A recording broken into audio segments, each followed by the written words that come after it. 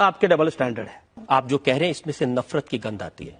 अच्छा, पद्मिनी को जोहर करके 33,000 हमारी माताओं को जला दिया था, तब नफरत की आग नहीं दिखाई दी आपको? तब मैं हमारे 10,000 लोगों को, आज मैं 10 लाख लोगों को पाकिस्तान बनाते कर जला दिया और 2.25 करोड़ को हिजरती बनाया, तब नफरत की आग आपको दिखाई नहीं दे रही थी?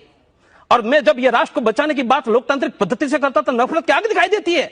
ये देश में 1 लाख मदरसे जिहाद सिखा रहे हैं, आपको नफरत की आग नहीं दिखाई देती है? और जिहाद बंद कराने की बात लोकतांत्रिक पद्धति से करता। मुझे याद है, मैं 2006 तक दारुल देवबंद में था, वहां खिदमत अंजाम दे रहा था।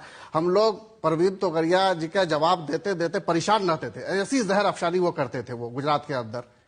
लेकिन उनका अगर मुंह बोल बंद किया है या उसको अगर सही तरीके से ठिकाने लगाया है, अब ये मेरे ख्याल से पब्लिक मीटिंग में बोलने की बात है नहीं है, तो ये नरेंद्र मोदी जी है जिन्होंने उनको ठिकाने लगाया और उनको कहा गया कि तुम अपनी औकात में रहो, ज्यादा बोल, आप उसका कोई भाषण नहीं आता या कोई इस तरीके से मुसलमानों के ऊपर जहर अफशानी नहीं करते।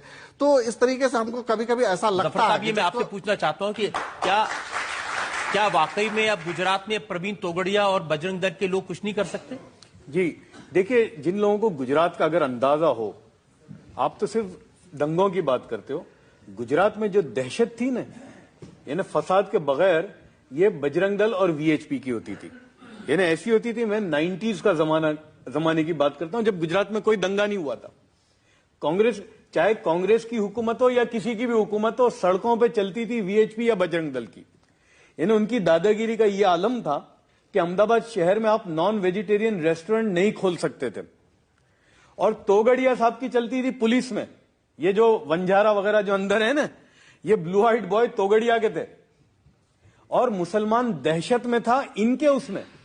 और बिल्कुल मैं मौलाना की बात को तायद करूंगा कि अगर कोई मर्द मुजाहिद है जिसने इनको ठिकाने लगा दिया और इनको बिल्कुल ऐसा न्यूट्रलाइज कर दिया है कि जिसका कोई अंदाज ही नहीं।